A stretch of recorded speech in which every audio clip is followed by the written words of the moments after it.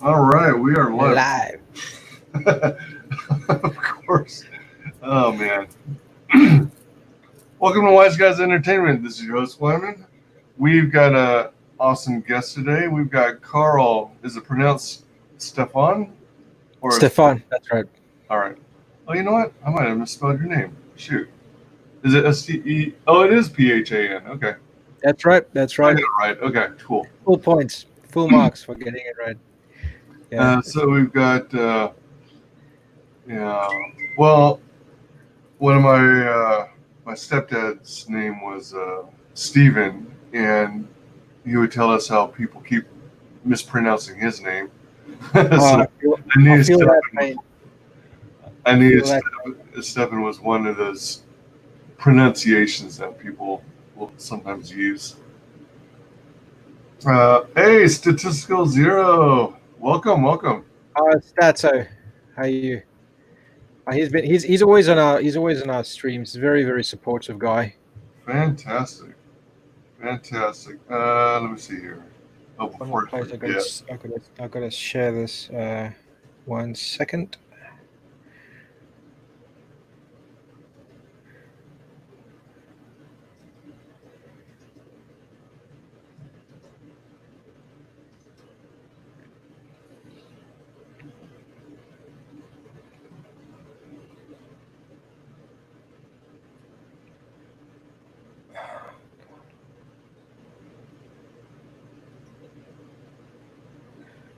There we go. And welcome, welcome, welcome. Mm-hmm. All right. Oops. Oh shoot. Uh, excuse me, just a second. Ah.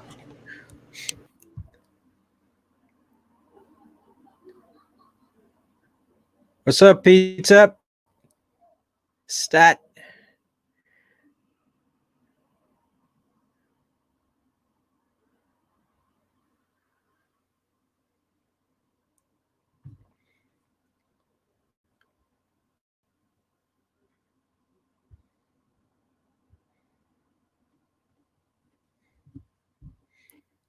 The stream's on hold for a few seconds. Would you guys like to see my elephant impression while you're watching? Tell me in the chat.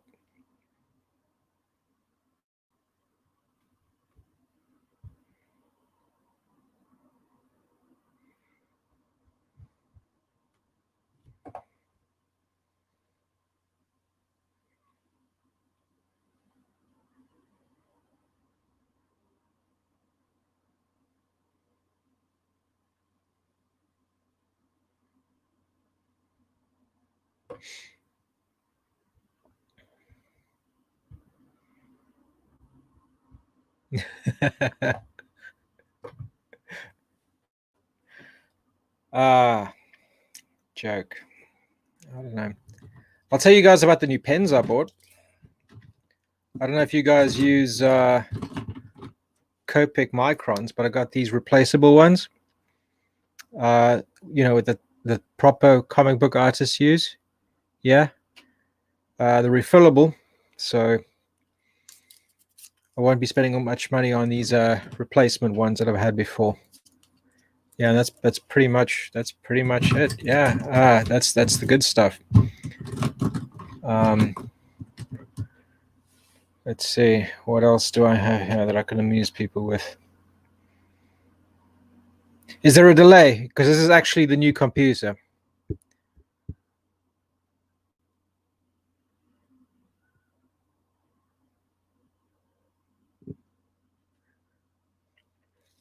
This is great. Yeah. No, I was hoping that getting a new computer would sort out the delay, but there must be something else. Yeah, it's Pete. It's Copic SP.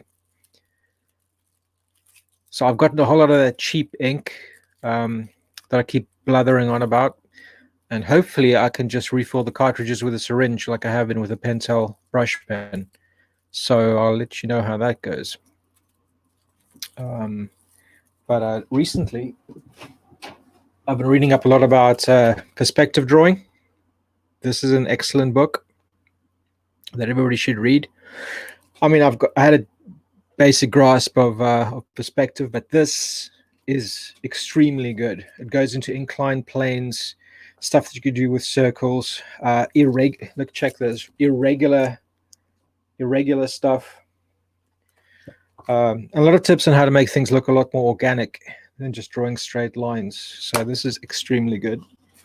Just want to point out, I'm not getting paid by the author, but worth talking about. And the other book is this one, the second one, and that goes into a perspective for shadows, clothing, all that stuff, you know, and breaking the rules with fish eyes and all sorts of things. And lastly, this is probably the first book anybody should read, and that's got to do with composition and storytelling. Really, really good.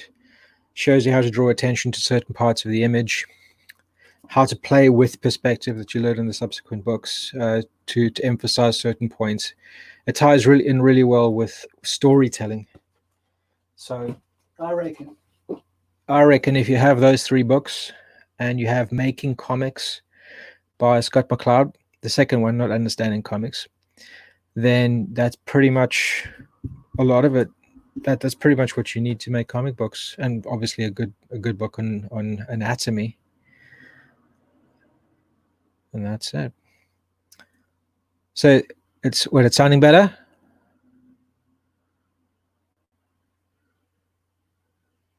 No delay? Good. Okay, that's awesome. I feel a bit like Ethan now, just talking to the camera. Okay, guys, ask me a question. You want to throw some super chats for WyzGyz channel? I don't know what he's doing. You got a call, obviously, with something important.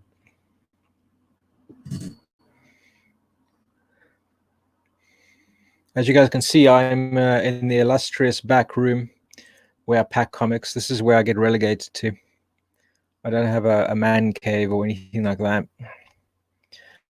I should probably get one and just fill it up with my comics, with all sorts of things, so that people can see I'm streaming from a good place, not a place with dodgy wallpaper and old tie-dye hippie shit on the walls. That'd be good. Hey, sorry about that. My apologies. Oh, it's fine. Had an important, unexpected call that I had to take care of. Thanks for your patience and for chatting it up. Welcome, Peter. Yeah, I mean, I've been chatting to them, and I've just been they've been asking questions. Stat has been asking what's next for me. I guess it'll be the next comic. I'm just leveling up. Like, I've just been showing them the books I've been working through for perspective and composition. I mean, a lot of stuff that I do instinctively gets covered in that, and there are things that I haven't thought about that I want to apply and just refine my storytelling ability and my draftsmanship. So hopefully when I tackle the next book, it'll be a notch higher than what it is now. So yeah, full steam ahead. Now, are you so there was talk about microns. Is that all about these new pens you got? Yeah, so I used to have these disposable ones. Well, I still have them. The multi-liners, these gray ones, and they're fine. But obviously, once they run out, you have to chuck them. So I got a set of these ones. They're called the SPs, and they've got they've got a refillable cartridge, and they've got refillable nibs, well, replaceable nibs. So once these wear out, you can just replace them. So it's really just the cylinder that you're interested in. Now the thing is, I found a source for some cheap, non-clogging ink that's really good, that I've been putting into my Pentel brush pens, right? Oh. So, yeah, it doesn't have any shellac in it. So when you... Jeez. Is it the same guy? Holy crap. All right. Chubb show. I'll talk about this a bit some more. So the ink, it's called what is it called again? It's Badger ink. It's got a very it's not that easy to find. If anybody's interested, I'll send them a link on or via Twitter or whatever. But there's an eBay seller. It's you pay about £8 for 120 mils of it. It doesn't contain any shellac, so it's pretty much exactly the same kind of ink that you get in these Pentel brush pens. So it doesn't clog up your pen, and it has about the same pigmentation too. So that's really good. It's actually airbrush ink. Funnily enough, it does the same thing, same formula. So I'm hoping that once these run dry, I can just replace them with replace the ink with a syringe and go on my merry way, and hit those capitalist overlord ink manufacturers where it hits the most. Let's see. Micron 3 is the best for detail hatching. Love that pen. Yeah. That's the ones I got. So I narrowed down the ones that I wanted, and it's the 0.5, the 0.3, and the 0.1. I think I used those the most. Very cool. Yeah. Release. But Peter's saying if you scare a badger, it releases ink. So I heard. You what? Interesting. How much acid do you have to drop before that happens? Is it those badgers with the 8 arms? Badger. Okay. So on Mary Boys, did you use those types of pens to do all this work, right? All the inking? It's mostly brush. I use Kolinsky Sable, a Winsor Newton Kolinsky Sable Series 7. Just like the thing is, what I did was I looked up my favorite artists, did some research, and I just figured out what they used, and I took it from there, because obviously that would be the stuff. Like Will Eisner, Jack Davis, they all use the same brush. Raphael brushes are also, and Rosemary brushes or their sable brushes are also top notch. So those are also good. As long as it's sable head, it makes a nice point, and it's really good for inking, like those very definitive sort of lines that you want in comic book and cartooning art. And the pens I will use for small detail things, straight lines, things where you don't want that much, where you don't want variation. In fact, I think a dip pen would probably be better because you get the variation when you need it. But dip pens are just too much of a hassle, I find. You go through too many, because if you think you can find a nib that you really like, but they break so often. Maybe I'm just really heavy-handed, but they break so often that you have to constantly replace them and clean them, stop them from rusting. It's just a hell of a. I find these Micron pens to be pretty good. The rest, if I wanted variation, I'll just go with a brush and stick with that. Huh. So you're literally talking about a traditional paintbrush? Yeah, that's it. I don't have it up here with me. I was gonna say it literally looks like you applied a wash over it, or oh yeah, looks like watercolors. It is. Well, in a way, it is, because the line work itself is with that sable head brush. The washes I use a bigger brush with, where it's just diluted ink that I'd just do the shading in. It's still a technique I'm trying to perfect. I think there should be more line work in there to balance it out, but it's a process. I'll land in the right spot, but I'm going in the right sort of direction where I want to be. It's just a nice style. I like it. Thank you. I actually did back it, and I did a P.O. box opening because I recently did receive them. I saw that. It was kind of funny because it was already open. The package seal was loose, and there was a sticker on it from customs. Did you get those 2 sheets of LSD I sent you? Oh, hey, wait. No, it was missing. What the? Damn it! I backed that tier too. Man, I backed the LSD tier and it wasn't in there. I feel gypped. Yeah. I'm gonna have to request a customer service resend. I thought this was America. Yeah, me too. To be quite honest, when I first saw it, it was coming via airmail, and that it had been seen by customs. Oh, actually, no, that doesn't make sense. I thought it was the book Adventures of Kim Il Sung. Oh yeah, Tommy Mark's book. Yeah, exactly. That's going to be well inspected. Uh, that was my When it does first come thought through. when I saw the custom sticker and the package loose. Um, so in addition to doing the research on what your favorite artists were using in terms of their medium, uh, had you done prior to that a lot of your own drawing, sketching, Oh painting? yeah, yeah. Well, that's the thing. You'll see in the making of book. There are some attempts where I've used earlier artworks and things that haven't quite landed. It wasn't quite right for it. I tried digital for a while. That didn't really sit well with me. In that other graphic, in the tier you backed, you would have received an email with a download link to Sparko. Sparko was my first graphic novel that I did, and that's got some. That's got the middle chapter is all digital.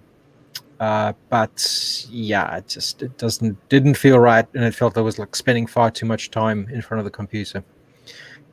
So yeah, I've been gravitating towards this for a while through trial and error. Hmm. Yeah, not sure.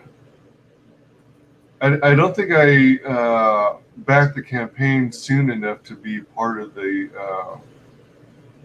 email distribution, so I might Oh not have. no, you would have gotten an email. Everybody got an email. Oh, Just check your junk folder. There should be oh, one from me. That's good to the download links to these comics and to the graphic novel, the digital one. right on, right on. One- Was 107. Sorry, yeah. go ahead. I was going to say it's 175 pages, and it was originally published by Slave Labor Graphics. Wow. It's Um, not in print. It's not in print anymore. So yeah, that's pretty much the only way to read it now. oh, okay. So you might be able to find it on Amazon. If you want to read the print version, yeah. But digital is just as good for that. It's just I don't like the reproduction of it in the physical version. That's all. It's quite muddy, and it's not something that I was thinking of when I did it. Oh, okay. All right. And when you released that first book, the first graphic novel, was it crowdfunded? No, it's through a publisher. It was through Oh, a traditional publisher. wow. Did it take long to find a publisher who would do your book? Oh yeah, well, it was published through Slave Labor Graphics, and they did Lenore, Johnny the Homicidal Maniac. Have you heard of those?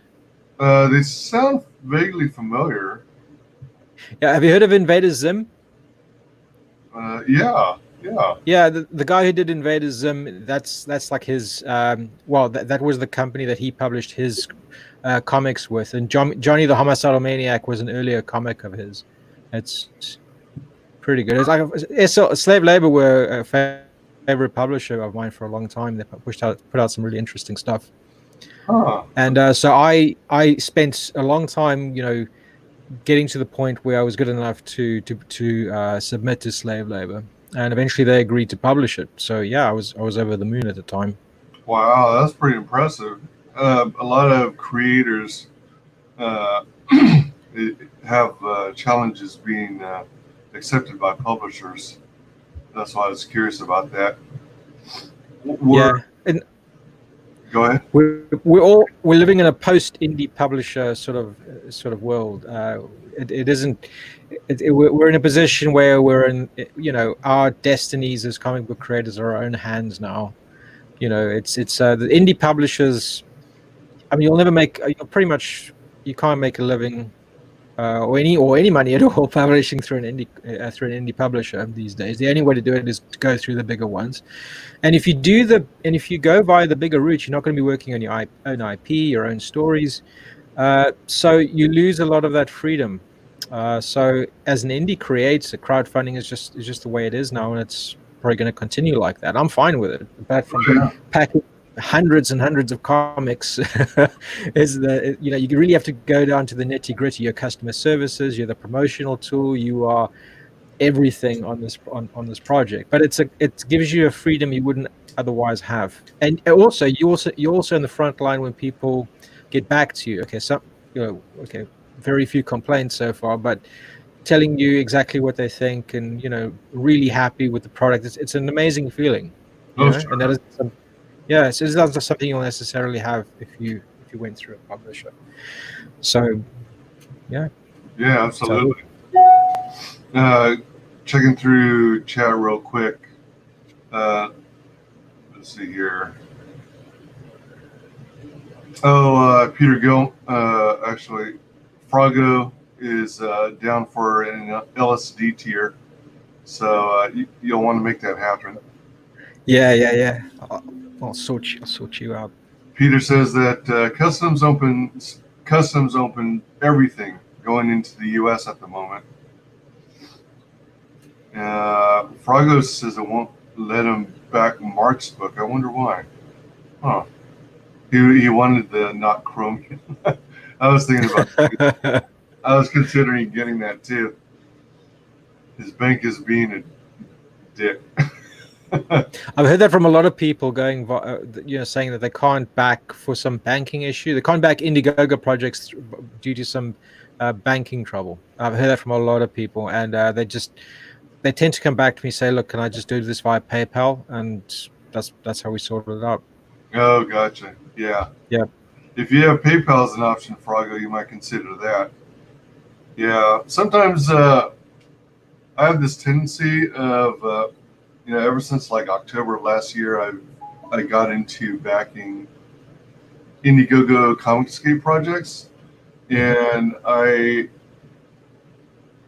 like find a group of books I was interested in, and then back them all roughly around the same time. So it would be like in batches, basically.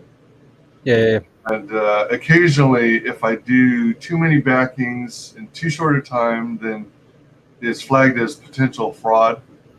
So I have to respond to voicemails or text messages from my bank confirming that those transactions are legit.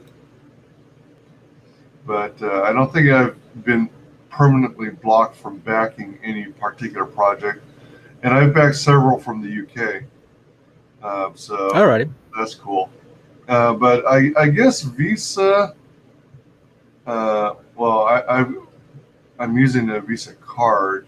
I guess Visa. That's a good one. Yeah, that's not. I mean, you get the lower rung ones, but Visa is top notch. I think it's just under Amex. So yeah, I mean that could be another thing.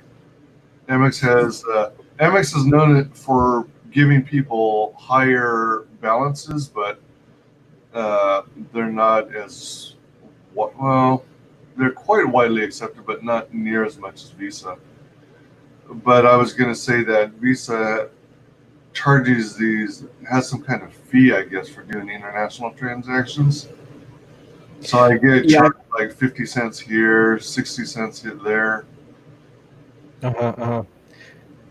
Yeah, I think with PayPal, I'm not sure. I don't think if you use PayPal, there's no, I'm not sure if there's a card fee on top of that.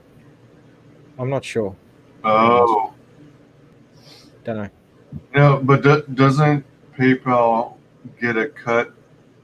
They do. Yeah, they got their own fee, and I think it depends. And also, there are settings you can set if it's going to be a transaction versus a gift. Say from a family member, there's no fee, but if it's a transaction, then you do pay a fee. Right. Yeah, and obviously, if you're going to be buying something, they give a measure of protection if it's a transaction. So it's in everybody's interest to say yes, it's a transaction. I'll pay the fee, but then I've got some sort of biosecurity off the back of that. So that makes sense. Yeah, Mrs. Chubb knows all this stuff. I'm just the artist and the writer. She's the one who deals with that invisible member of the team. She does the administrative work. Yeah, she takes care of all our postage and the campaign and nitty-gritty stuff. So we are a team. I'm just the ugly face of of the operation. Oh, cool. So, are you also the storyteller, or does she get involved with the storytelling? No, no, I'm the creative. I'm the writer and the artist and the lecturer and all that stuff. I Oh, deal with the all the leader, too. the creative parts. Oh, cool. I always think it's just on an aside. I always think it's just so exciting and cool when you've got all these creators who are married couples. I think that's just Yeah, like Mortal Worlds couple. Also a CG UK couple. yeah, Double Vision.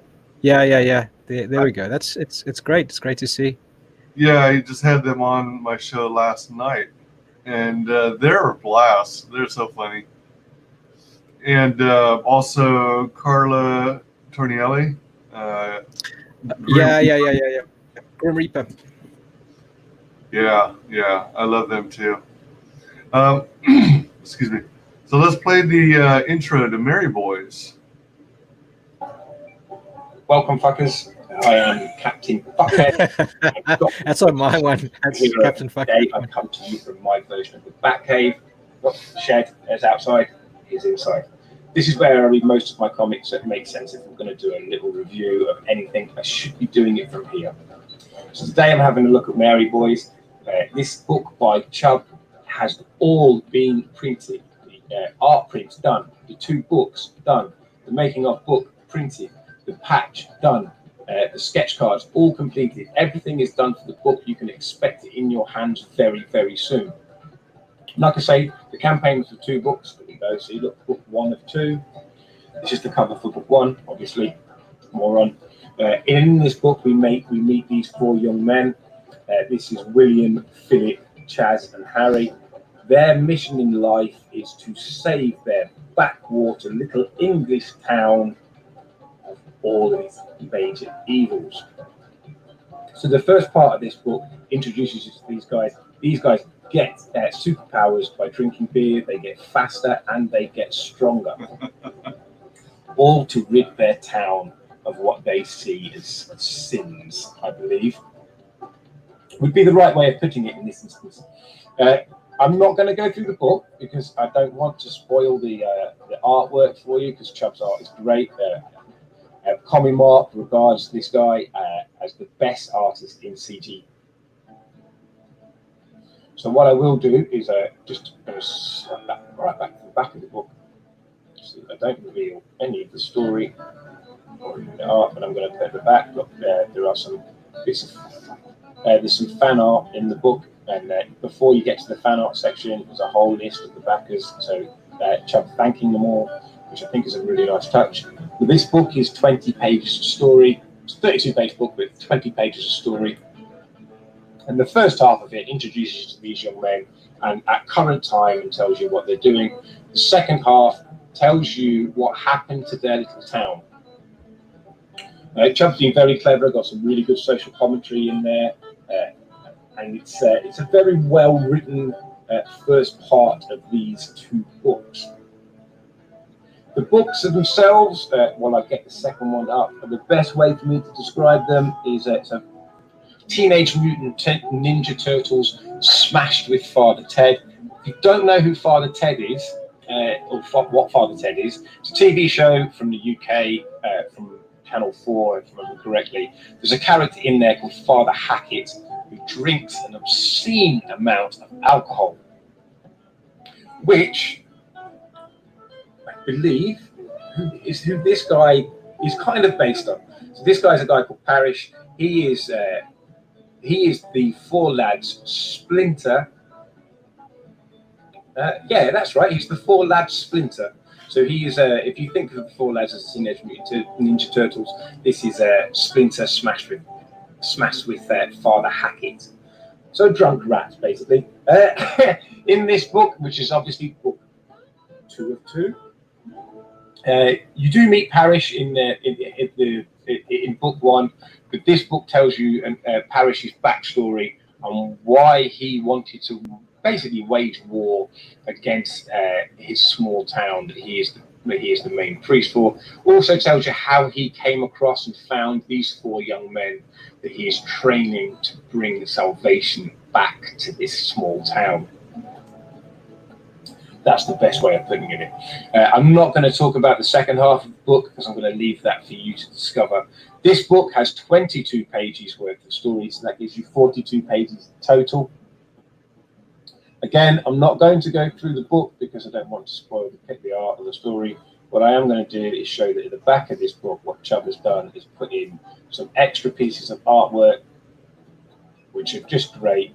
Kind of little jokes in each one. I like the way he's done that, so you don't just get a comic book, you get some extra little bits at the back in both of these 2 books. Now, if you back the book physically, you're also going to get a making of book. Obviously, I don't have the print, the PDFs for that. I am going to, I'm looking forward to reading that book as well, because I want to know a little bit more about the backstory, about where he had these all of these ideas from. Now, if you did back the book, you're also going to get a PDF version of talking about where he got these ideas from. That's the Sparko one, which he did a long time ago, as far as I'm aware, for slave labor graphics. But if you look right in the middle there, you can see that at least one of these characters has been around for quite some time now. I've not read this book yet. I am going to get to read it probably once I finish this review of the main 2 books. So, to give you a review, I'm going to do it quite short and sweet. I was speaking to Indie Comics Dave a couple of weeks ago, and we were talking about structure of films. And one of the things he was saying is, if you look at a 2-hour film, your first act is half an hour, your second act is an hour, and your third act is roughly half an hour at the end. Obviously, those times vary for the type of story you're telling. Now, Chubb has a whole series of these books in the back of his head. This is just the first part. So in my brain, because it's full of night, it's full of all the backstory about what these characters are up to now, how they came about to be doing what they're doing now. This is like the first act of a great film. That's the best way I can put it. And like I say, drunken teenage mutant ninja turtles going around saving their town. What more could you want? If you haven't backed this book yet, I hope seeing this and this little quick review what makes you want to go and back it. It's still in demand. I'm not sure how long he's going to leave it in demand because, like I say, everything is already being printed. These books are pretty much ready for shipping. Everything is ready to go. So if you do want to go and back Mary Boys, I'd be quick because, like I say, I don't know how long it's going to last in demand. And I also know that Chubb within Comicsgate as an artist is becoming very highly regarded very quickly. So if you want to get in on the ground floor with Mary Boys, now is the chance. Now fuck off. I love that ending. I took his video. I had my own video where I talk through what the project is about, more or less. But I do it in this really monotonous, lifeless voice because I'm just, it was like just talking to a camera. I was just not used to it, and I'm still not really used to it. But really, it was really bad back then. So the first opportunity I got, I just replaced it with Cap's one, which he sounds a lot more energetic. He's got the banjo playing in the background. It's got a lot more appealing. Yeah, it's pretty cool. He's very thorough, and there's a lot of action because his iPad's constantly shaking. Yeah. It's the excitement. So did Mary? What was like the origin of Mary Boys? I mean, is it an idea that was stewing around in your head for years, or? Yeah, I'd say I've probably had the idea from about 2012. It really comes from Sparko, the first graphic novel. There was a character there who was supposed to have things with Sparko. I wrote it on the fly. I mean, I had a vague idea for what I wanted to do, and I did the pitch, but it kind of changed a little bit halfway through the story because it was so long. It was a 175-page graphic novel. I shouldn't have done that on my first attempt, but I did. like an idiot. So I didn't work it out properly. So basically, by the third Sparko book, I got really sick of drawing the knight's character's hair. So I turned him into. I made it so that he could just take the hair off, and I was getting tired of how I drew his shirts, and like so he took that off as well, and so he revealed himself to be this Templar knight that protects people from the top side of the world from stuff that goes on below London. It was kind of like a Neverwhere ripoff that I did. I made like Sparko is basically Neverwhere but a lot more punk. And a lot more, it's like a cheap man's version of Neil Gaiman. That's what that is. So it kind of just grew organically, and then what happened was the publisher said, "Okay, well, we need one more page for you to fill before we can, before we can print this." There was one page empty, so I thought, "Okay, what can I do? What can I do?" So I just took I just imagined, okay, so what would it be like if this Templar had three other brothers and they were quadruplets, and I did like a pastiche of the Teenage Mutant Ninja Turtles. Oh, So I just drew them all together, and I did it in the same font. I think I called it Teenage Catholic Skinhead Templars or something. And that's where it came from. And then the idea just stuck in the back of my mind until until later. And it kind of just wouldn't go away. It just stuck with me, and it kind of just brewed and developed until I had quite a lot of material. And I thought, you know what, I didn't really want to do another comic, but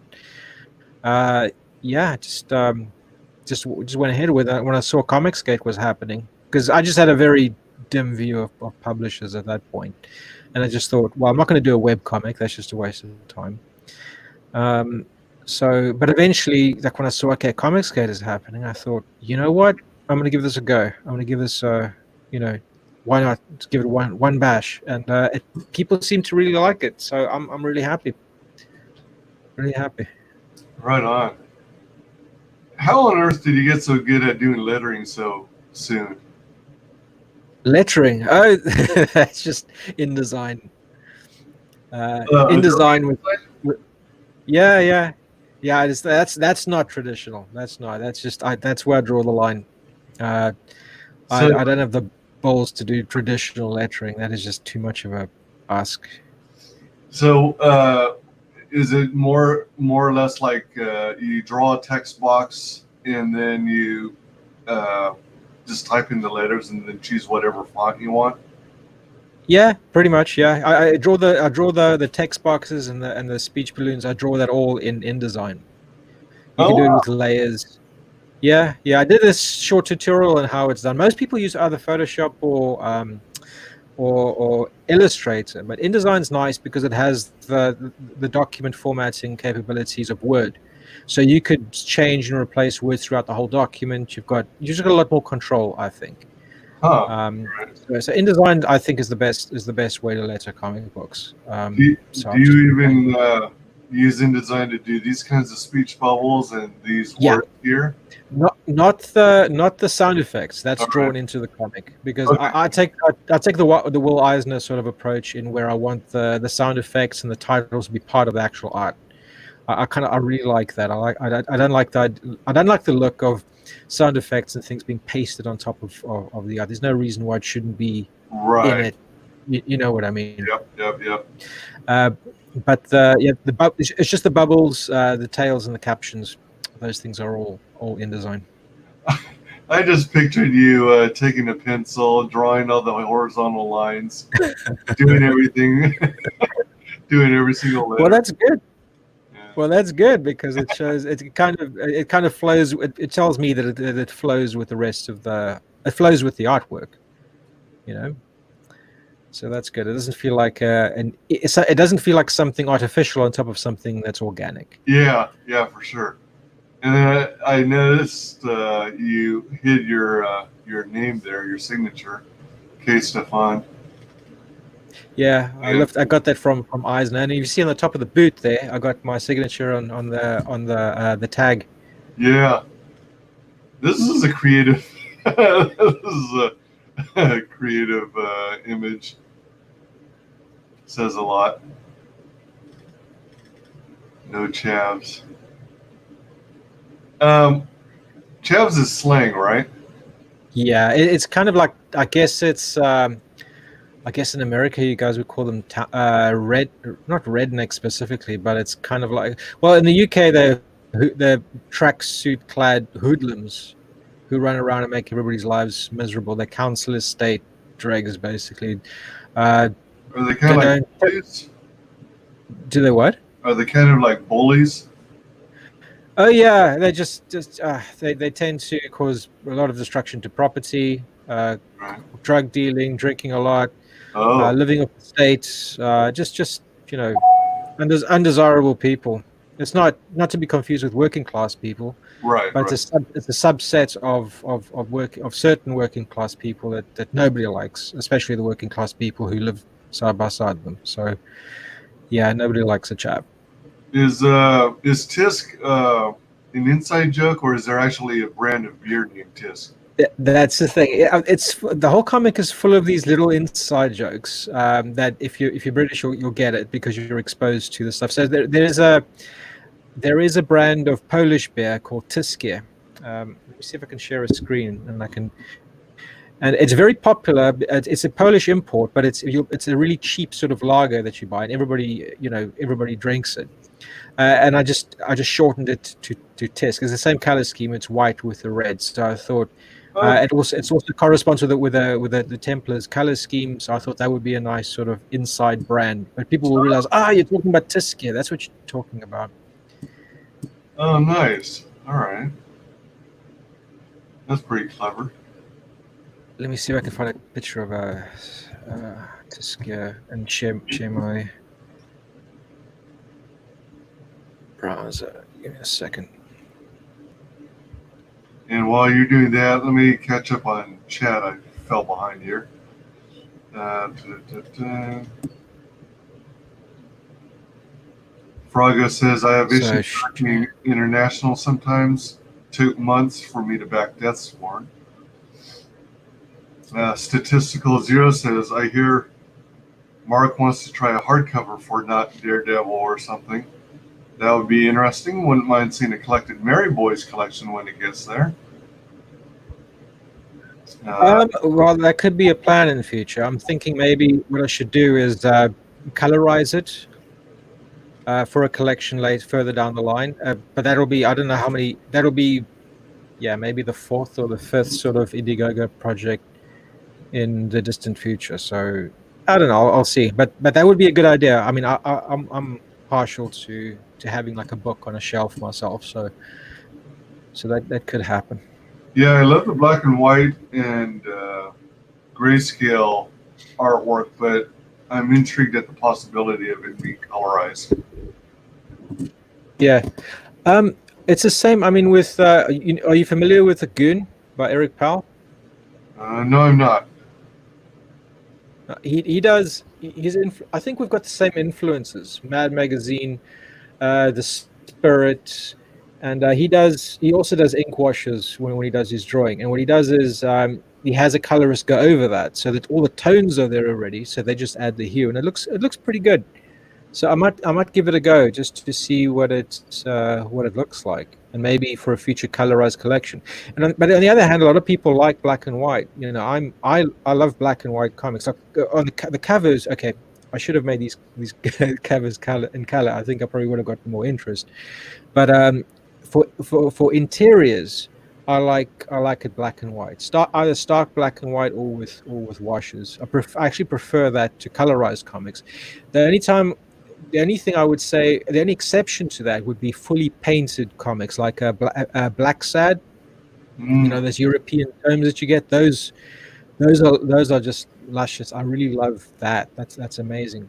But color, so many things can go wrong with coloring. I'm not the world's best colorist, so I'm just always very careful. I always think to myself, okay, I can get the tones right, but can I balance out the colors correctly? So yeah, I guess we'll wait and see. I might get a colorist in, or I might try it myself and fail and get a colorist in, or something. Yeah, play it by ear. Yeah, I've got the beer up if you want to share that screen. Yeah, I was just gonna. Just as a little. There we go. Oh, all right. That's right. Yeah. Out of curiosity, I'm not a big beer drinker. I rarely drink myself, but you mentioned it's a cheap beer. Do people mainly drink it and has it gotten a following simply because it's a cheap beer, or does it actually taste good? It tastes all right. It's not the cheapest beer, definitely not. I don't drink much at all these days. The only time I actually drink is when I'm on stream to take the edge off. I'm not drinking now, but I have, yeah. So I could probably count all the streams I've been, and I could say, okay, these are the occasions I actually had a drink. I just don't really drink anymore. I used to. All right. And it tastes all right. Even if I had to have a beer, I wouldn't. Yeah, it's not gonna strip the paint off your car, if you know what I mean. It's still half decent beer. So Okay. All right. yeah, Yeah, I mean, like in the States, well, you guys might not even have this stuff imported, but we've got stuff like Budweiser and Coors. yeah. And, We get that. you know, if I were to drink beer, those would be on the bottom of my list because it's just cheap crap. But yeah. The thing is, what actually got me stopping drinking beer is I read an article about pseudoestrogens in hops. Like hops is used as pseudoestrogens. So that when middle-aged women start having menopause, they give them this chemical that's derived from hops because it works the same as estrogen, right? And we were, trying for a kid at the time, and that was one of the things. Like my wife showed me, and I just immediately stopped drinking beer because I was like, "Shit, this is going to affect my fertility." Yeah. Growing man boobs and stuff, and I was like, "No, can't have that." So yeah, just cut it short. You don't want to get too in touch with your feminine side. Yeah, exactly. They're fun, I'm sure, but not that much fun.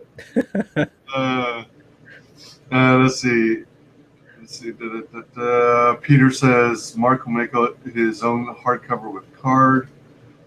Statistical Zero says I could see the cover being made of hardened cardboard for sure. I see zero reason to go back to Marvel or DC or any of the others. The CG books are more than enough for me. I feel the same way actually.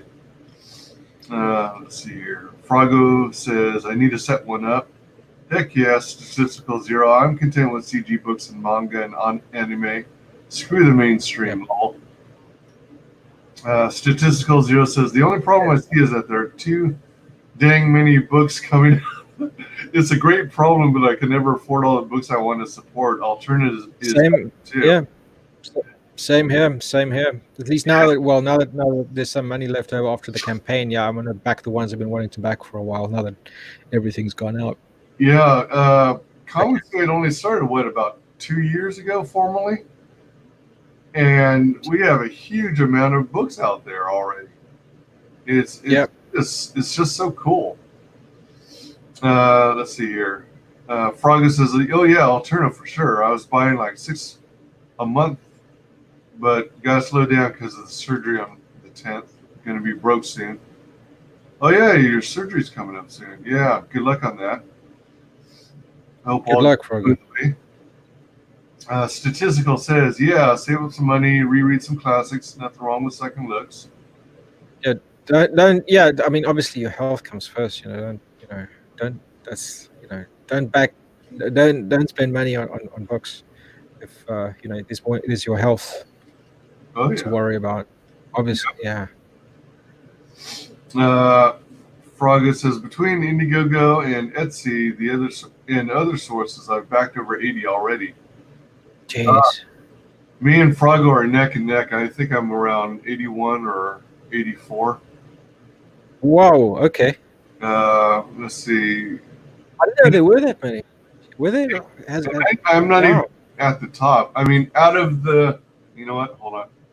I'll just jump over real quick. Profile. I'm at 82. Okay. Gee. Contributions. Let me see, just for fun, referrals. I have 3 referrals listed. So I'm gonna try and boost everybody I can and get more backers to people's campaigns. Um, out of the 82 there, I think there are 2 or maybe 3 that I could not confirm to be Comicsgate specific. And one of them is Kevin Eastman's Totally Twisted Tales. And I backed it because it's Kevin Eastman. He was co-creator of Teenage Mutant Ninja Turtles. So that's one of the draws to it. Let's see, man, I really did fall behind. Everybody might have left by now. Let's see, 79 on Indiegogo, yep. Frog Party. Fraga says to Mary Boys, back it today or I'll curse you to stub your toe. Great jam. Sounds almost like bluegrass. Is bluegrass popular there? In the UK, and no, but probably in Scotland, where Cap's from. Well, not that I mean, we've got something similar. I was actually just listening to some sort of country music, Right. from the west. I'm from the West Country. Yeah, I'm in Bristol area, and there's a lot of farms and things around here, and they make a lot of cider. And yeah, so there's like a little culture similar to, I guess, bluegrass. It's a different sound though. So you're talking about, when you say country, are you talking about UK country? Yeah, Or what the US refers to as country music? it'll be the equivalent, I guess, the UK equivalent. Although there are a lot of people here who listen to Dolly Parton. Really? Yeah, like Garth Brooks. I've met quite a few people, and Willie Nelson is quite popular. Yeah. How cool is that? Nice. Let's see here. Statistical Zero says webcomics are great for paying dues. That's I'm just no good at them. I also find with webcomics there's a certain kind of formula that works, and that is your short, sort of bite size. If you can fit it on one screen at a time, people will tend to. And if it's that slice of life sort of stuff, then then that'll work. But if you do stuff like with my thing, is like I tried putting Sparko on as a webcomic. I would think I went via Tapastic, and because it's a long form thing, and so you post one page of the story every couple of days or whatever, people don't get as engrossed because they don't get that kick from that one page, so I think it's a format. Certain formats are favored by webcomics, whereas others aren't really. Yeah. I mean, if you do a graphic novel as a webcomic where you release a page a day, then it's easy for the reader to lose track of what's going on. I don't know if releasing one a day means you still retain all the other pages that came before it. I guess you'd have to, so that the reader can reread the first several pages leading up to the most recent page. But if you release a new one, then you're not going to have the I forget the word I'm looking for. Not perspective. Shoot. Context. Context. That's it. Yep. You know it. You miss the context of it all. I think the other thing is too is that it's not very shareable. Like sharing one page. Say if you share a slice of life, one panel cartoon or 4-panel cartoon, that's going to have like an instant reaction. People go, "Oh, that's clever," and they will share it on other social media and say, "Hey, look at this. This will brighten up your day." That's a lot more shareable than sharing one page out of a 120-page graphic novel, where the other person who's receiving it might be at work or something. They're not going to get that instant sort of shot from it. They would have to go and read everything back. So I think people are less inclined to share just those snippets than they would be, the slice of life sort of formula. That's my thinking. And let's see here. And finally, Walt Simonson loves drawing in the sound effects too. Yep. Maybe part black and white, part colors, like flashbacks. Just an idea. Yeah, the flashbacks, I guess, would be rather similar. Would just be like a brownish sort of sepia tone, and all the current things would be in color. That's what I would think. That would Yeah, make that sense. makes sense. That Yeah. makes sense. Uh, Statistical says I tried to pat. Is it Tapastic. Tapastic for a few years? Manga style does better there. Comic strips are a dying art. Yeah, sadly, I'm a big fan of comic strip. I'm like Charles Adams stuff. I really, you know, that What kind of stuff has Charles Adams done? the Adams Family. Oh, He, okay, all right. he was a big New Yorker cartoonist. Well, he published in the New Yorker, and he did these single panels. And it wasn't just the Adams Family. He did all these really quirky sort of things, very whimsical, kind of dark stories and things. That yeah, I really like that. And he used a lot of ink wash too. I think he's probably like another reason I like the ink wash look of things. Ah, yeah. In the States, I don't know if you guys had something similar, but newspapers, I guess, in order to not only appeal to young children, but also to give like adults during their morning commute a little break from just drab, boring news, they released a section of the funny papers, comic strips. And so you'd have this insert with a number of comics like Garfield, Marmaduke, Family Circus, and for better or for worse. And, that was like a mainstay for many years. Over the, as of recent, I don't know if I think they still include a funny pages section, but it's so small, it's almost irrelevant. It's like 4 pages long now, where it used to be like 12, 14 pages. We don't even get that much. We get maybe like a little block in the corner of a certain page. It relegates it to that. I remember when I was a kid with the Sunday paper. Well, I grew up in South Africa anyway, but we had Sunday papers which would have like an insert with just these comic strips, and that was great. I've never seen it here. I think it was over by the time by the time I came to the UK. It's just like with Mad Magazine, that isn't going here. The New Yorker the New Yorker doesn't do cartoons either anymore. Just cartoons are pretty much dying. I think everybody expects things to move now. You know what I mean? Everything must be on a screen. Everything must be interactive, and they must move. People don't. It's sad. It's sad to see. I love, that sort of thing. Agreed. Yeah. Let's see here. Statistical's love goes all the way back to Little Nemo going forward.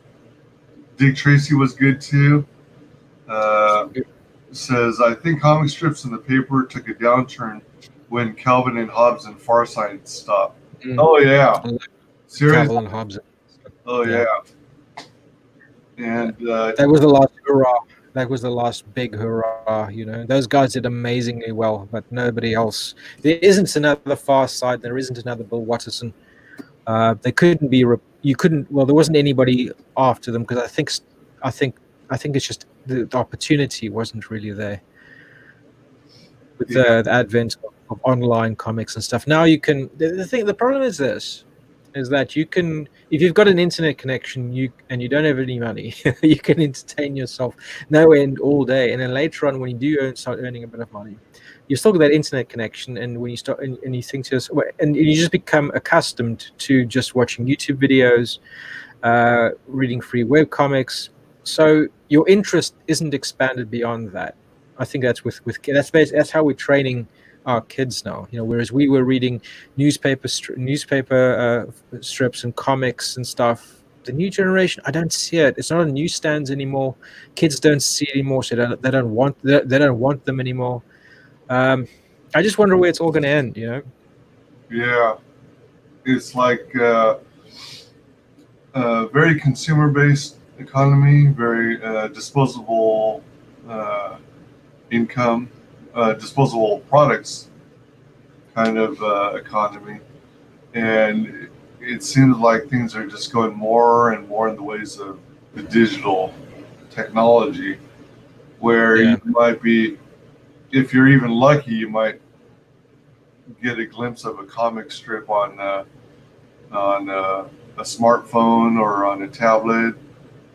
Probably wouldn't work on a smartwatch because No. it's just so small.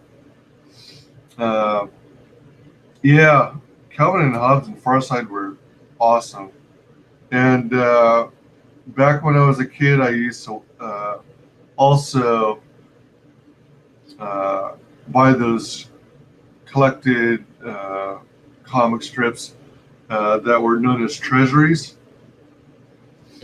So you'd have all the weeklies and every Sunday morning paper strips in the newspapers, and then after a certain amount were released, then they combined them into a complete treasury, and then I'd buy those treasuries, and they did the same thing for Garfield and Peanuts. Yeah. Uh, Yeah, I got loads of Calvin and Hobbes treasuries lying on my shelf, and Far Sides, and oh yeah, not so much Garfield when I was a little kid. Yeah, but I didn't really see the appeal of that going further down the line. In the UK, we've got stuff like Andy Cap. I don't oh know if yeah, are you handicap, yeah. Yeah. I got a whole stack of those old ones. There were, some of those. The really early ones were single panel cartoons, and there was a lot more variation in the art style. The later ones, at some point, it's almost like everything was recycled, and it's like everything was used like it was like a template cartoons. The really early stuff was very different, and I really like those. Yeah, single panel cartoons. I think Family Circus, for better or for worse. Uh, Andy Cap, uh, the Lockhorns. Actually, well, or was that a longer one, longer strip? Uh, Maybe it was a shorter one. Yeah, those bring back memories. Let me see here. Yeah, that's a good point. Statistical says it ends when we stop. yeah, So yeah, if we keep up the tradition and share it with our children, then they might dig it. They might find that it's really a cool way to take in entertainment. yeah. Like my kid, he's going to have a lot of comics to read growing up. I'm definitely going to encourage him. And yeah, what else? Something else. The old EC comics is something else I've always I've liked for a very long time. Mad, obviously, being an EC comic itself, but later on I discovered Tales from the Crypt, The Vault of Horror, The Haunt of Fear, and The Shock and the Action comics. Those were great. I still think those are like the very best comics ever made in my book. For sure. Statistical says I gotta look into more UK comic strips. And Lockhorns was a single panel strip. Okay, thanks for confirming. Yeah, I couldn't remember if it was a single one or if it was one of those strips that had maybe was composed of like a 2 or 3 panel strip. Um, yeah, because a lot of comics they have like 4 cells, if you will, 4 panel.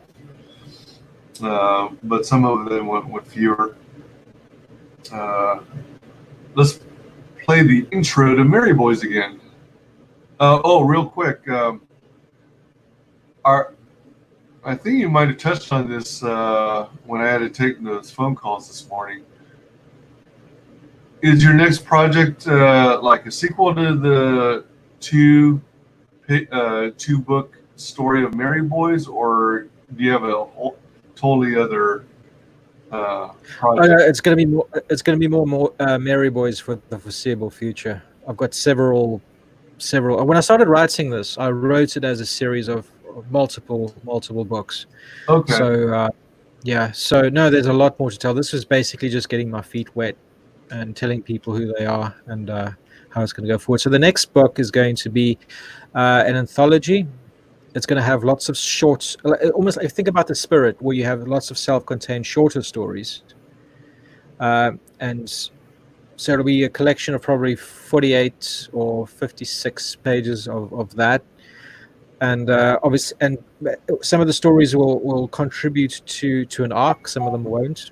I just wanted to have that sort of freedom where I'm not tied into one long story to try and squeeze in all the different sort of things that I wanted to do into one continuous story. Otherwise, it gets too jumbled and crazy. So it's nice to break it up like that. So I thought I wanted to experiment with a different kind of story format. Right on. Yeah. Right on. Yeah, because at first I thought I saw the books labeled as 1 of 2 and 2 of 2. Yeah. So I thought maybe it was like a mini series, like some titles do, to just introduce the characters and gauge interest from the readers. Yeah, something I didn't do. It's actually called Primal Wounds. It's a mini series. These two comics, but it was like an afterthought. So I put it on the inside front cover. It should probably have been on the cover, but yeah, I didn't draw the cover for it to accommodate that. So yeah, it's a self-contained. For anybody who doesn't know it already, it is a self-contained story in these two, and it isn't like a cliffhanger waiting for So you'll. My feeling is it's more appealing to tell a whole story in every go. You can have strands that could continue into further storylines in the future, but you want some sort of conclusion particularly to a crowdfunded book where the release schedule isn't monthly.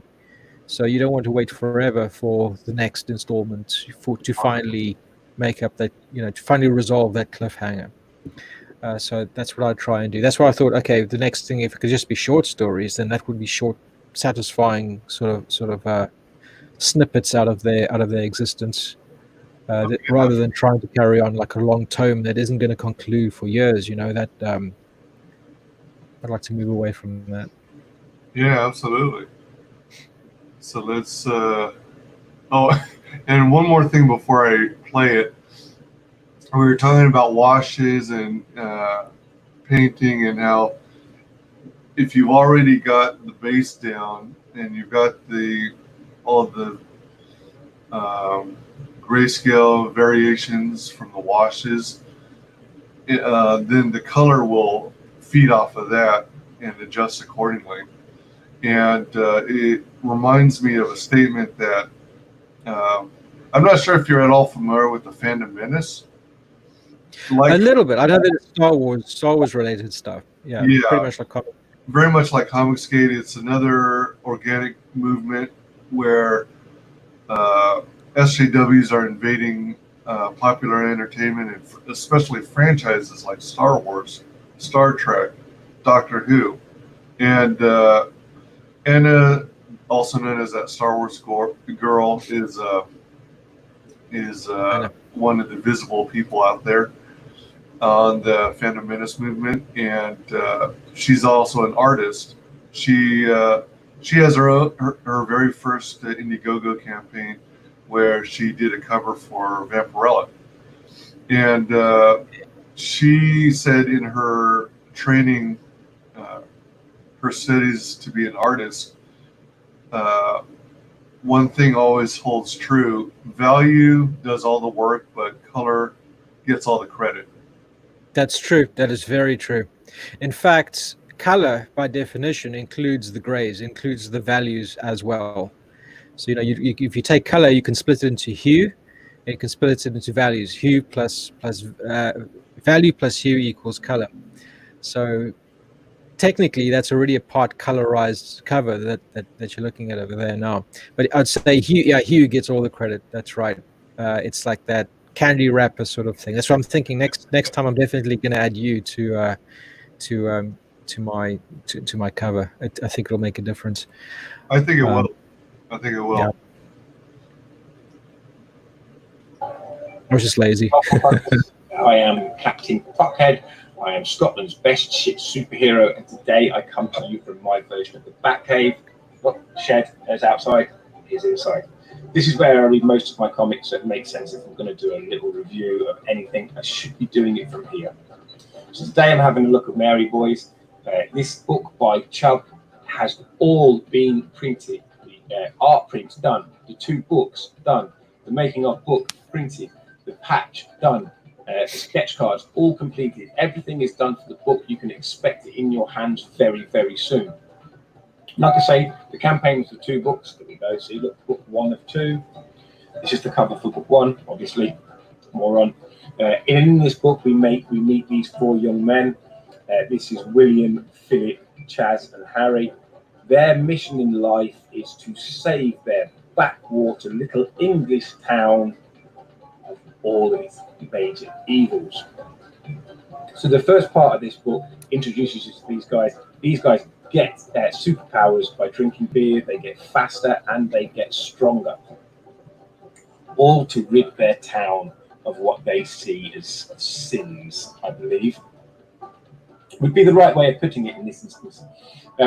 I'm not going to go through the book because I don't want to spoil the artwork for you, because Chubb's art is great. Comic Mark regards this guy as the best artist in CG. So what I will do is just going to snap that right back to the back of the book, so that I don't reveal any of the story or the art, but I'm going to put the back. Look, there are some bits of there's some fan art in the book, and before you get to the fan art section, there's a whole list of the backers. So Chubb thanking them all, which I think is a really nice touch. But this book is 20 pages of story. It's a 32-page book with 20 pages of story. And the first half of it introduces you to these young men and at current time and tells you what they're doing. The second half tells you what happened to their little town. Chubb's been very clever, got some really good social commentary in there, and it's a very well written first part of these 2 books. The books themselves, while I get the second one up, the best way for me to describe them is it's a Teenage Mutant Ninja Turtles smashed with Father Ted. If you don't know who Father Ted is, or what Father Ted is, it's a TV show from the UK, from Channel 4, if I remember correctly. There's a character in there called Father Hackett who drinks an obscene amount of alcohol, which I believe is who this guy is kind of based on. So this guy's a guy called Parrish. He is the 4 Lads Splinter. Yeah, that's right. He's the 4 Lads Splinter. So he is, if you think of the 4 Lads as Teenage Mutant Ninja Turtles, this is Splinter smashed with Father Hackett. So drunk rat, basically. In this book, which is obviously book 2 of 2, you do meet Parrish in book 1, but this book tells you Parrish's backstory on why he wanted to basically wage war against his small town that he is the main priest for. Also tells you how he came across and found these 4 young men that he is training to bring the salvation back to this small town. That's the best way of putting it in. I'm not going to talk about the second half of the book because I'm going to leave that for you to discover. This book has 22 pages worth of stories, so that gives you 42 pages total. Again, I'm not going to go through the book because I don't want to spoil the art of the story. What I am going to do is show that at the back of this book, what Chubb has done is put in some extra pieces of artwork, which are just great. And there's kind of little jokes in each one. I like the way he's done that, so you don't just get a comic book, you get some extra little bits at the back in both of these 2 books. Now, if you back the book physically, you're also going to get a making of book. Obviously, I don't have the print, the PDFs for that.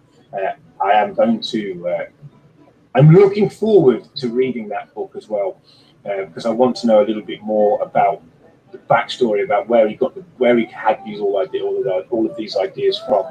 Now, if you did back the book, you're also going to get a PDF version of talking about where he got these ideas from, of a book called Sparko, which he did a long, long time ago, as far as I'm aware, for slave labor graphics.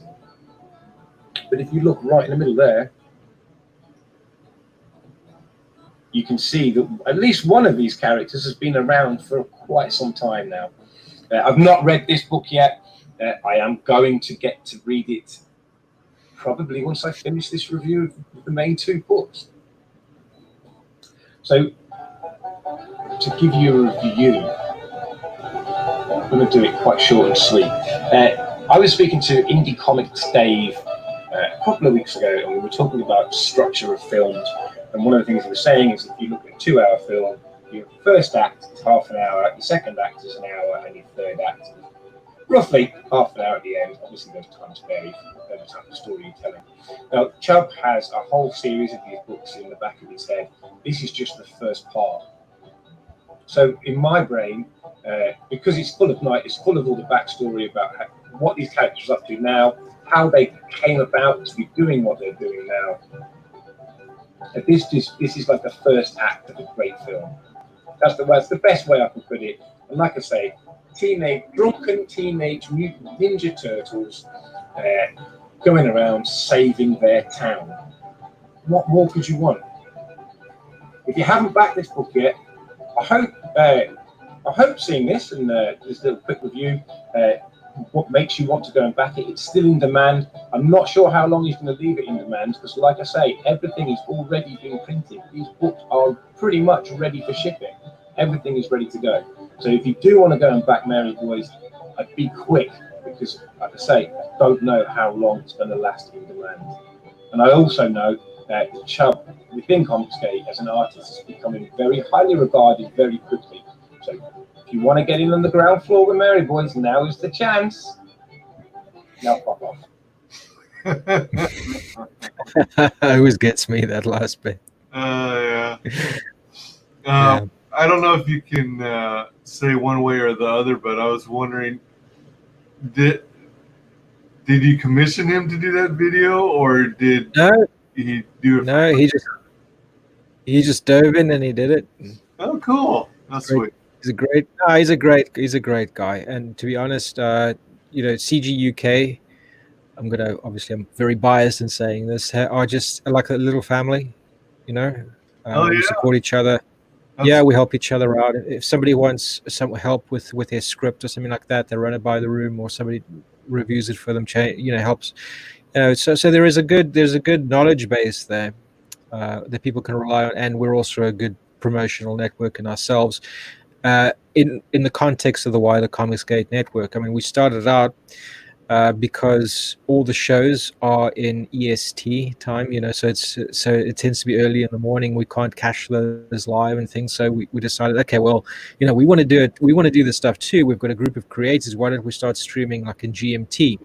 So that for the American audience, they can be more. They can catch it as part of the morning show, and for us, the UK Comicsgate fans, they can tune into that in the evenings without staying up too late. So that's basically how that happened. But yeah, so we've only been going for a few months, but things are looking up. It's looking really good. For sure. Yeah. Yeah, CG UK is awesome. You guys come out with some really funny stuff. Let's see here. So, checking out the perks, the tiers. We got the print comics. Includes the Print and Mary Boys comics together, with all digital versions of the comics, as well as the Sparko digital graphic novel. All right. Yeah. So, did I hear you right that I should have an email that has the link to the digital graphic novel? It's probably in your spam box or something. But if you have a look at that. If you can't find it, then let me know. I'll shoot you another email. Right on. We got the. Let me see something here. 1 out of 10. I was just trying to do the math. You got 14,615 in funding, 436 backers, but on the featured tier, only four have been claimed. Yeah, the thing is because one of the perks was to have your name in the book, and Oh, when I sent everything to print, I was like, I can't offer that to people anymore okay. because I can't update it anymore. So I took that off, All right. and there've been small adjustments with regard to shipping that I've had to make.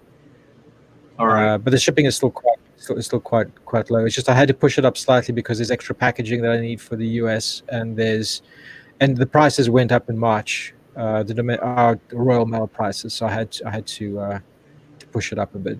Oh, okay. All right. Yeah, because patch tier, original sketch tier. Yeah, because I'm used to seeing on campaigns where if if something is already fulfilled, or I mean, if it's no longer available, it's just listed here but grayed out. Yeah. And unavailable. Okay. It was Yeah, like, you receive the making of comic. Unfortunately now we're running low on those, and I'm just thinking if I have to replace any, then I won't have any of those left. So all the new ones going forward will just be the two comics and all the digital comics that go with it. That's why that's another reason why I've updated this and just made it clear. The making of comic that's done now. We've run out of stock for that because that was a stretch goal for hitting 10,000. all right. Let me see something real quick. Is the oops, come on, cursor. Is the stretch goal information on the updates tab? Yeah, I took that down just so that people won't think that that there's still that making of book available. Oh, Yeah, so it'll be under the updates comments. I think I would have mentioned, yes, we've hit the stretch goal now a while back.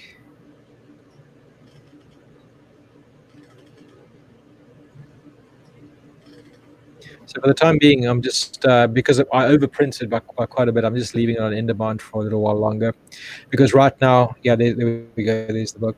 Right now, we're having a bit of a buzz because people are receiving their books and they're all right. talking about it. Yeah, so yeah, there's still people who are interested in to back it. So yeah, just keeping for running for a little while longer.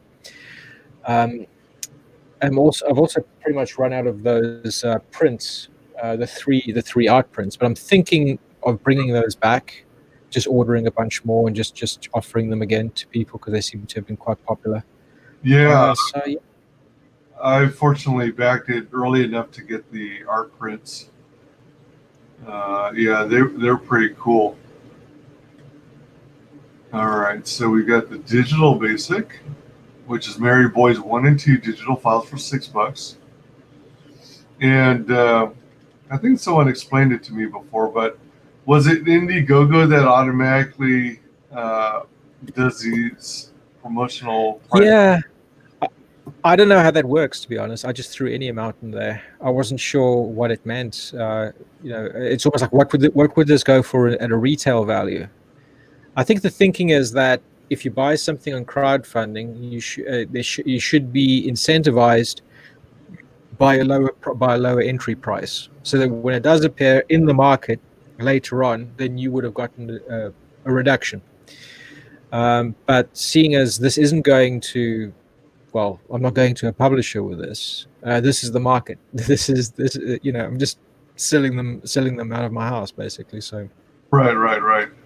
But they won't let you. They won't let you create that tier without putting putting that amount. So I just chose anything. I just chucked it in. Okay. And let's see, that was that one. Then we got digital premium.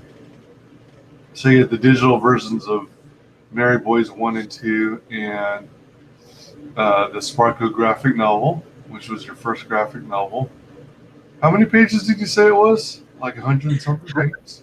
175 or something to that effect. 170 something. Wow. Yeah, it was crazy. I should never have done it like that, because yeah, it was far too much. It was far too long. I gave myself far too enough rope to hang myself with trying that. But at the time, there was a trend of indie publishers wanting to go the manga route, Uh-huh. where they release things in thick collections. So anybody who wanted to get in had to tell a complete story. They weren't doing floppies anymore. So it was either, do a whole story like that or don't get published, sort of thing. And at the time, there wasn't any crowdfunding. So I thought, okay, I could do this. But it was way in over my head. And I don't remember if you told me, but was it a trade paperback or was it actually a hardcover? Trade paperback. Oh, all right. Pretty cool. I think just for historical significance, it would be cool to have a physical copy of Sparko, the graphic novel. I'm sure there's still some floating around on eBay. Yeah, I would think so. I don't think Slave Labor are publishing them anymore. I went and looked back. I don't think they're publishing comics in general anymore. So, do you think they switched exclusively to like novels and stuff, or are they even still in business? I haven't kept that to date, but the only things I see from them now are T-shirts from time to time, and I think they've just changed their business to the. I think they're just doing like live. I think it's a live art venue now or something. Oh like wow! that. All right. Welcome, Tank Ferret. Liked and shared. Good morning / afternoon. Welcome. Hi, Tank.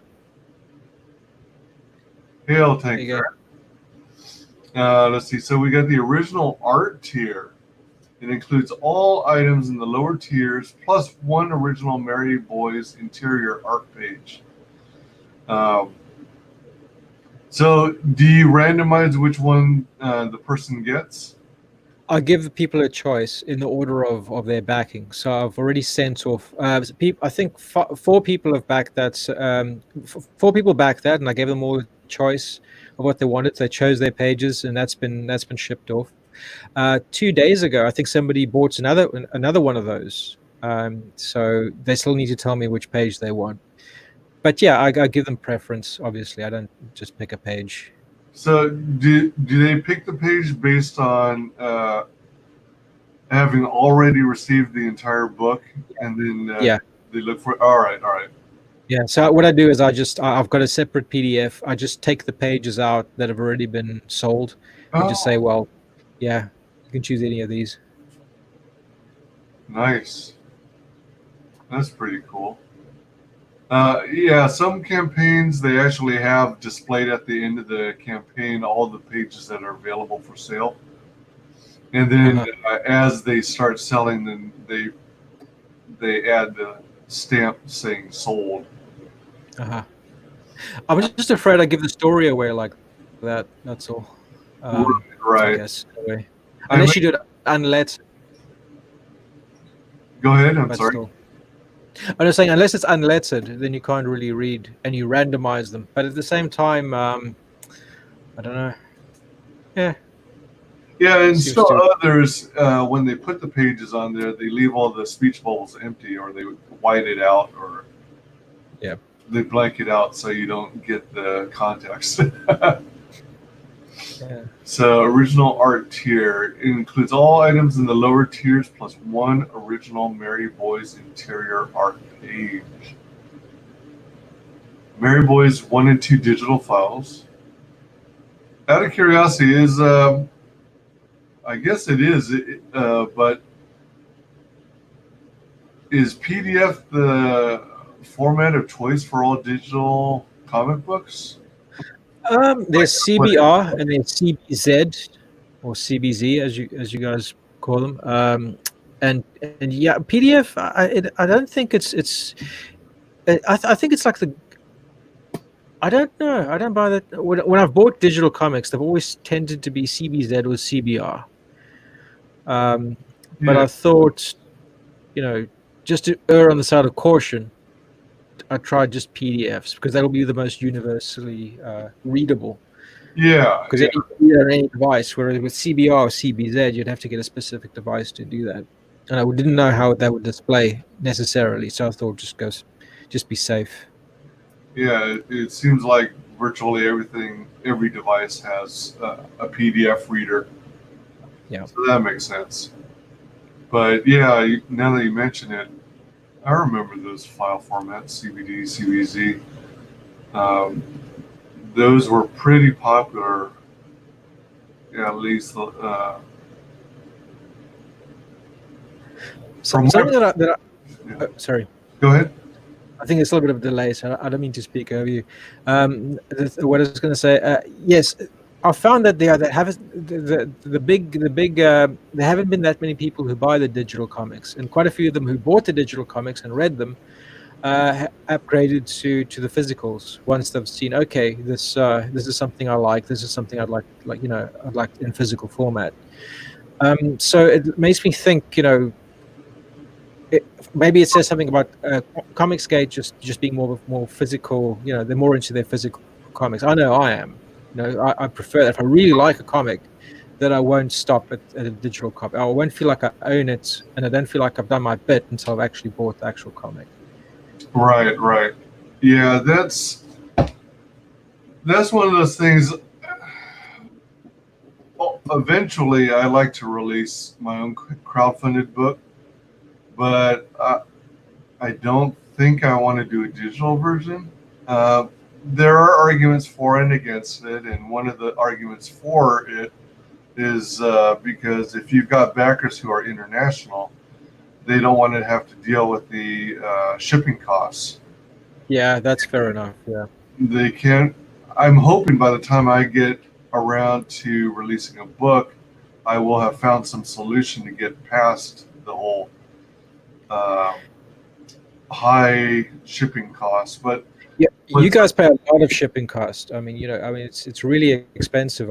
Your international shipping fees from the US to say Europe or the UK, it's quite a bit. We pay quite a lot of shipping on yeah, and it's crowdfunded like book. in some cases you're paying as much as the book you're backing itself, if Yeah, not yeah, more. or And more. what some creators are doing to alleviate that or kind of get around that is they release a tier, a backing tier that is basically like get two or three of the book, two or three copies of the book, and that way they'll all fit in the same shipping mailer, That's and right. you can split the cost with your friends if you go all in. Yeah, I was going to do the same. I'm going to do the same thing for the next campaign. Yeah, Definitely. I think that's the best way to approach it personally. Yeah, because I've seen there've been some backers who backed the project several times, and I'm really happy about that, obviously, and I'd like to save them some money next time around, and just make a tier like that. Yeah, yeah, for sure. Yeah, or or while it's in demand, release other products with Mary Boy's branding and logo. Oh yeah, what I was going to say, I'm in the process of doing T-shirts with Nice. Comics Avalon. So Okay. that's good. That's interesting. It's going to be right now. It's going to be a nice big format mug with the logo and an image of one of the boys, and the T-shirt's going to have like unique artwork on the front in two different colors. But what I really want to do, what I thought would be really apt and fun that I don't see anybody's done, is have an actual beer glass with Oh, with like a enamel version of the logo printed on the side with and have that sold with coasters that oh, have the proper comics. Yeah, so I thought that would be really cool. That's a nice touch, seeing as the story revolves around beer and it just ties in quite nicely. yeah, that is going to be nice. That's a very good idea. And the closest I have seen from all the CG campaigns I've come across is Cecil. Uh, he The hip released glass. it's a flask with his logo, and it's pretty cool. Uh, but yeah, so Statistical Zero is asking, Chubb, are you reprinting 1 and 2 for the next campaign? the plan is I want to keep everything in print. I did overprint by quite a lot, so I probably won't have to send this in for another printing. I think I'm about halfway with what I ordered being fulfilled now. So I've got in this room, I've got several boxes full of comics. So what I'll do is, like, when people back the next one, I don't want them to feel. Look, the stories will be freestanding stories anyway, but I want them to have the ability to read 1 and 2 as well. So I'll either chuck that on the campaign, or we'll have an extension campaign for this project at the time, so that people can get them if they want them. Yeah, that's a good idea. I like the ability to still acquire the earliest issues if you missed out on the previous campaign. Yeah. I'm taking the European approach to this, just keeping books in print and having like some sort of regular monthly or bi-monthly cycle. Ah. Would you happen to know how long you're able to keep a project in demand status? As long as you want, from what I can gather. As long as there are some limitations, you can put it. Firstly, you have to opt into in demand when you open up your campaign. So that's simple. But once it funds and it's on in demand, you can keep it open as long as you fulfill within 3 months of your estimated fulfillment date, which I've done luckily, and you keep on good terms with Indiegogo with regard to that. You don't get too many complaints. But I guess you should close it out at some point. Right. That's pretty cool. Very, very cool. So let's see. With the original art tier, $338 USD. So you're saving 10% off. You get all items in the lower tiers plus original Mary Boys interior arts page, Mary Boys 1 and 2 digital files, Sparkle graphic novel PDF, Mary Boys 1 and 2 print editions.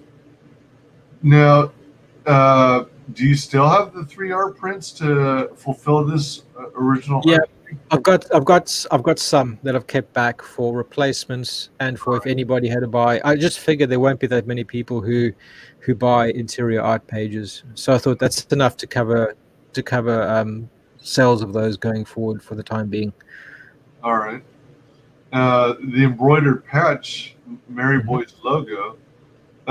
Did you get a lot of interest for the patch? Did a lot of Yeah, there were loads of people who wanted additional patches. They thought it was a really good idea. I think I've got a. Do I have it? Yeah, I also kept a number of them back, obviously, just for replacements and stuff. But yeah, these have been very popular, and I think they look really good. I don't know. Yeah, so so the back is normal, and this is embroidered on top, so it has that sort of 3D sort of. And it's great because, I mean, the Mary Boys, it's a very punk sort of thing. So patches just kind of ties in with it, and partly I just wanted this for my own jacket, you know. Yeah. It never makes any sense just to have 1 or 2 made. You have to have a whole batch so I thought to myself, well, if I offer it for everybody, then I'll get my patches, you know. Yeah. So it was selfish. Now, is it the type of patch that you stitch onto your jacket, or does it have that adhesive glue so you can use it? You can iron on the patch as well. Yeah, you can iron it on. Oh, nice. Yeah, you can iron it. Yep. Yeah, I So like. you don't have a girlfriend, you can still get the patch on your jacket. Nice. Did you actually at one point have a separate tier for just the patch, or is it included in all these other higher campaigns? See, all the I stack the tiers so that you have, it starts with the basic digital, and then it will just build up, and everything will, every subsequent tier will have all the perks from the previous tier. So in that original art page tier, you get everything. You get the sketch, you get the patch, you get the prints, you get quite a lot of swag for that. Nice. And then you get a sketch card. Yeah, I have to draw another sketch card on top. It's an A5. You guys don't know what A5 is about. let's see how big it's about half the size of the actual comic. So Oh, this is the size of the comic. all right. A5 would be just half of that, Oh, okay. and that would be no. Yeah, Now the size of the actual comic, what is that called? Is that A4? it's A4. That's Okay. right. It's All right. I can give the measurements in inches. Normally I have it written down and I have it next to me because people always ask me. Yeah. Uh, That is point. not Yeah, only- it's 8.27 by 11.69 inches. wow. Wait, 8.2 by 11? That's what it That's says. almost the size of a standard sheet of paper, 8.5 by 11. Wow, that's impressive.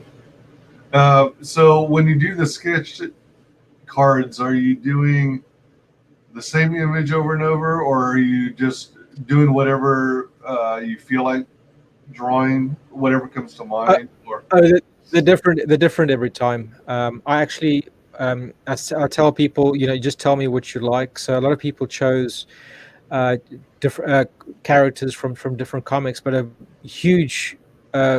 a huge percentage of them just wanted me to draw Merry Boys, and particularly Parrish, the Splinter character from there. So they think he's quite cool. So it's been pretty cool, and in doing that, it's just drawing them it's been nice. It's just drawing them in different contexts. cool, man. That's a cool tier. You get the books, the 3 art prints. You get the embroidered patch, a sketch card, and an interior page, an original interior page. Do you you're doing let's see, it's paints and inks, right? With washes. It's the interior pages. It's just ink. It's just undiluted ink and diluted ink. That's it. How do you, The only thing go ahead. sorry, I was going to say the only thing I actually painted is one of the pinups. Oh, The one with the no chabs. That's acrylic ink. oh, okay, all right. Is that- Acrylic paint. Sorry. Yeah, okay, all right.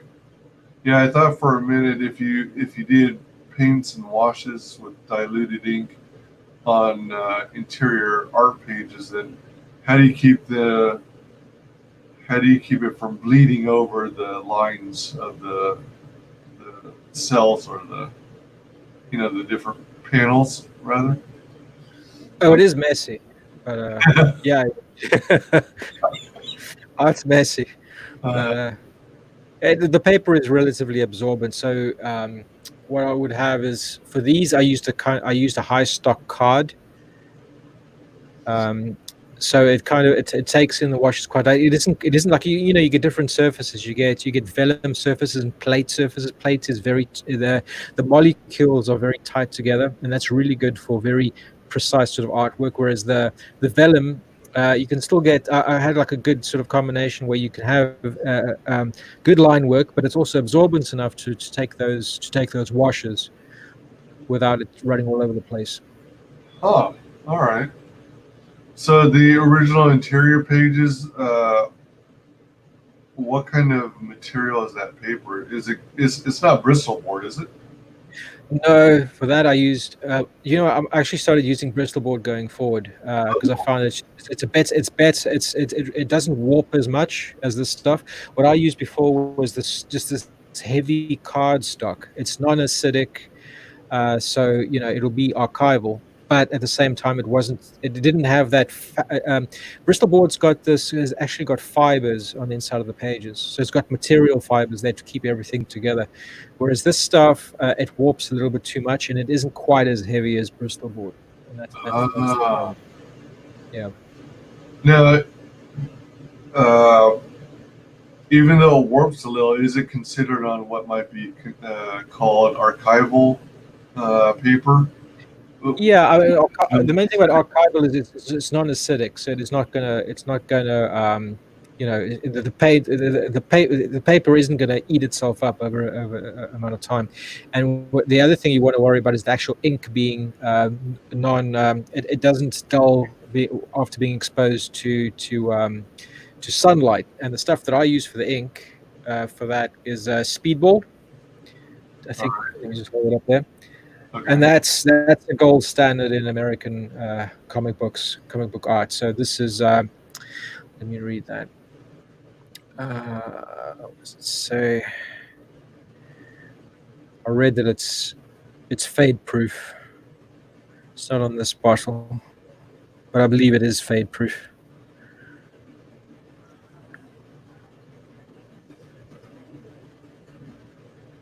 Acid free. Oh, here it is. Yeah, it's acid free, archival, light fast, permanent, non-toxic.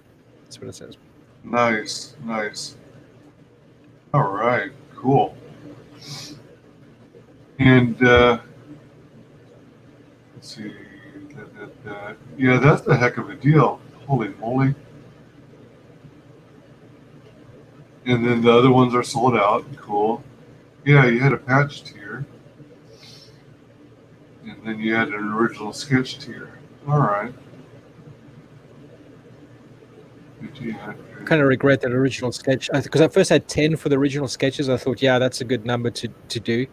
And then near the end of the campaign, like I thought, okay, I'm not going to hit my target. So I just added, I put 30 on, and then they sold like hotcakes. And then I had so all in all, I had to draw 34 of those original sketches. And after a while, I was like, damn, why did I do that? Oh my gosh. It was heavy going. I don't remember. I'll probably offer it. Sorry? Was it? I was going to say I'll offer it again, but not as many as that. Do you mean on the next campaign or as Yeah. part of this one? On the next campaign, I'll Okay. offer sketches again, but not as many as that. Because I tend to spend I don't want to be just like a copying machine and just do the same thing over and over and over again. So every time, I do spend time designing it and giving somebody something unique every time. So it's a lot of effort. Yeah. Yeah, I like that. I can understand how it's time consuming, but it makes it all that more valuable because it's a one of a kind piece. Yeah. If you were to recap Merry Boys, how would you do it? We saw Captain Fuckhead's description or review. What's your elevator speech on Merry Boys? It'll be teenage Knights Templar cleaning up their backwater English town to avoid a biblical apocalypse. And I would say what I would add to Captain Fuckhead's assessment is that it isn't as straightforward as just that, because that will give you the superficial sort of glance at what it is, to draw people in, but it also deals with social issues, social alienation. So there are deeper themes that run in the book that once people read them, they'll pick them out. Family values, stuff like that. So I know that there's a golden rule against politics in CG, but it's not that kind of politics. It's the kind of politics that serve the story, and it's not. I think the distinction is between politics and propaganda. There's no propaganda, but there is some politics to make the story more alive, to make the story more real in the reader's minds. Very cool. Nice. All right. Very cool. I like it. I have backed it once. I'm thinking about backing it again. Oh, wow. You sure? Oh yeah. Especially now that I had the time to dig a little deeper into the campaign perks. So, do you have a timeline for when you anticipate starting on Merry Boys number 3? I'm just at the moment what I'm doing. This is what I was talking to the chat about. Why you took the call is I'm actually leveling up on my drawing skills a bit, and after that I will be show the books again that I'm doing. Yeah, just stuff, more creative perspective stuff. Just focusing on things that I think are weak spots. So I've been working through these and doing exercises to hone my skills. And after that, yeah, I'll be going straight into it. But I couldn't give a sort of ETA on that yet. I don't know how long it's going to take me. Okay, right on. So I presume it's not actually going to be called Mary Boys #3. It'll because it's going to be an anthology, right? That's right. So it's going to be called. I'm thinking of calling it Beef Heads. Beef heads. Yeah. Is that a type of slang, a UK slang word? Yeah. If you have a beef, if you have a fight, and they are.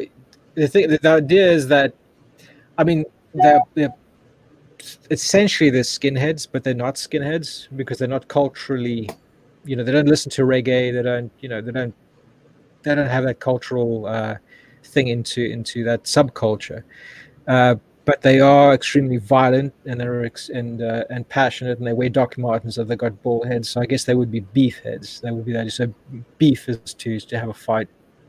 It's just a working title. I'll see. I'll see what comes up with it. Yeah. But it'll be just. I just want to avoid calling it #3 because then automatically people will go like, okay, if I buy this and I look into it, automatically I've missed out on a whole lot of story. Oh, That's going to be necessary to help me appreciate this. Now the anthology will be written in a way that you won't need that. There will be a short blurb in the front of the comic saying, this is who they are, what they are, and that's basically all you really need to know, to enjoy it. okay. That's a good idea. That's very, very cool. And, all right. That's pretty sweet. I think we shall start to wrap up the stream today. Would you share with the audience how people can reach out to you? Sure. Yeah, I think the best way is I'm on Twitter. It's at Mary Boys, one word, one. And yeah, that's probably the best way. I've got a website that I hardly ever use, and that's almost like a little base. It's linked. It's linked in the Twitter profile, and I've got a YouTube channel. I should really update more. Oh, okay. That I don't, but I should. Did you want to share your YouTube channel? Yeah. Let's see. What is it? I'll have to look at what it is on my phone. Damn it! I'm so disorganized. It's just that, yeah, I've been spending a lot of time with CG UK and contributing to their shows, so I haven't spent that much time promoting my own channel, which is something I really should do. Did I put it in my?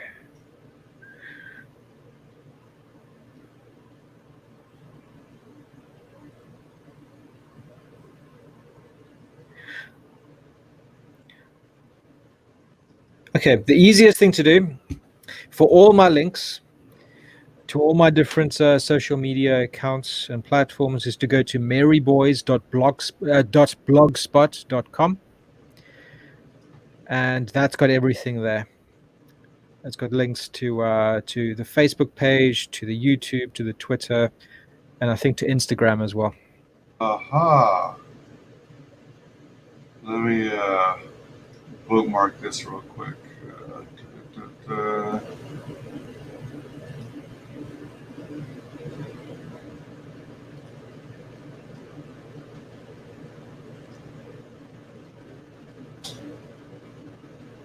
maryboys.blogspot.com. There we go. Yep. Sweet. And cool. All right. It's been an honor having you on the show. Thanks so very much for coming on today. It's been a pleasure. You can reach me on Twitter at WyzGyz Tweets, and then you can also find me on YouTube under WyzGyz Entertainment. Thanks so much again, and been awesome, and hope to have you on again soon. Cool, man. Thank you very much. Cheers, guys. Bye, chat. Bye, chat. Hail, chat. Yeah. Thanks much. Bye-bye. Bye-bye.